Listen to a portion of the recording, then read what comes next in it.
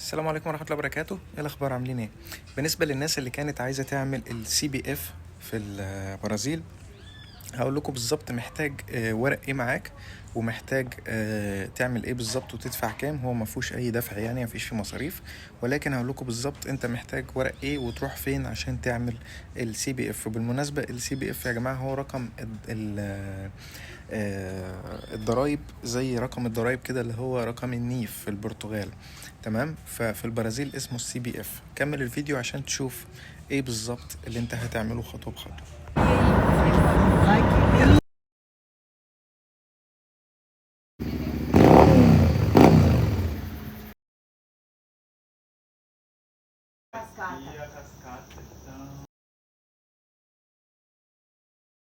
ورجعت لكم تاني بعد الفاصل يا جماعة. بالنسبة للناس اللي عايزين يعملوا السي بي اف في البرازيل، بتروح مكتب اسمه ريسيتا فيدرال.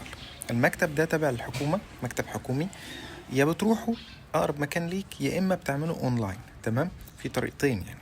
الطريقه الاونلاين ان انت بتكتب على جوجل ريسيتا فيدرال، وبتدخل بيدي لك صفحه كده بتملى فيها البيانات عباره عن انك بتكتب اسمك اذا كان رباعي او ثلاثي على حسب دولتك، وبتكتب رقم جواز السفر بتاعك، وبيجي كمان بيطلب منك رقم التليفون، وبيطلب منك الايميل بتاعك. تمام، وبيطلب منك اسم الام كامل، مش الاب، الام كامل، زي ما هو في جواز السفر بتاع والدتك، او موجود في شهادة الميلاد بالانجليزي طبعا. بعد كده بيطلب منك بقى البيانات بتاعت المكان اللي انت عايش فيه. يعني بيطلب منك الرقم البريدي تبع البيت اللي انت عايش فيه، او اذا كنت ساكن في هوستل، اذا كنت ساكن في اوتيل، اذا كنت واخد غرفة في شقة، في أي مكان أنت كنت ساكن فيه، معاك ورقة بتقول إن أنت قاعد في المكان الفلاني. فبيبقى فيه رقم بريدي، بيبقى فيه رقم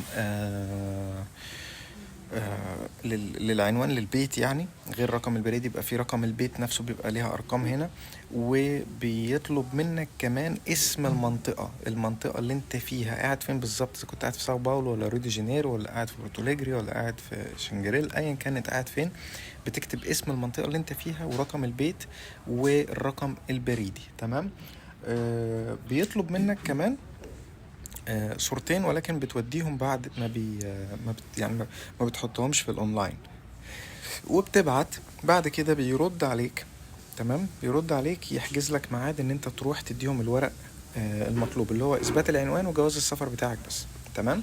دي طريقة بتقعد حوالي 5 ايام او 6 ايام على ما تاخد الورقة اللي فيها الكيو ار، اللي بتثبت ان انت معاك سي بي اف. من غير السي بي اف، عشان الناس تبقى عارفة، مش هتقدر تشتري خط تليفون، مش هتقدر تعمل اكاونت بنك، مش هتقدر تفتح حساب بنك، مش هتقدر تشتري بيت، تأجر بيت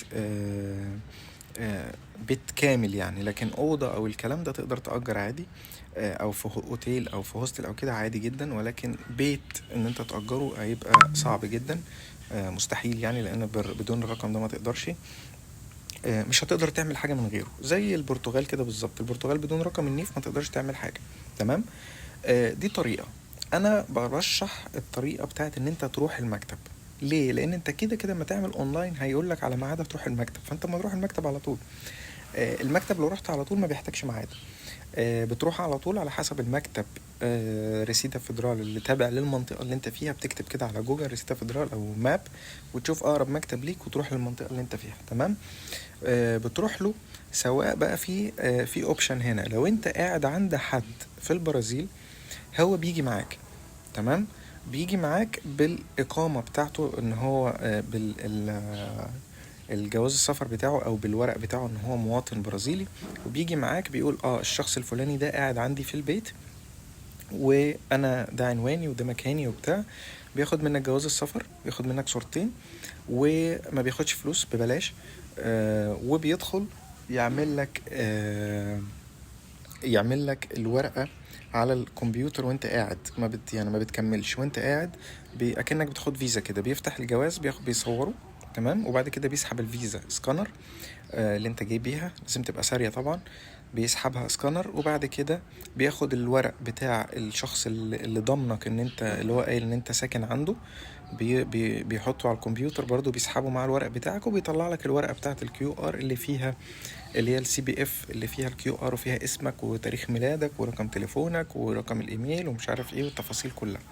بعد كده بتقدر تاخدها بقى الورقة دي وتنطلق، تروح بقى تفتح حساب بنك، تروح تفتح تشتري خط تليفون نت، تروح تشتري بيت، تروح تعمل اللي انت عايزه.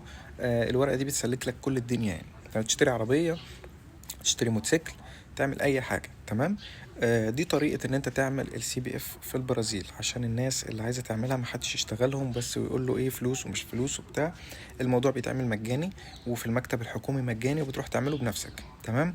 سواء لو معاك مواطن جه يحط ورقه معاك يثبت ان انت ساكن عنده، او لو ما معاكش بتجيب ورق من هوستل او من اوتيل او من حاجة وتروح تعمله، تمام. اي حد محتاج اي حاجة تفاصيل الموضوع ده يكتب لي في الكومنتات او يبعت لي على الانستجرام. استاذنكم اعملوا اشتراك في القناة وفعلوا زر الجرس. سلام عليكم.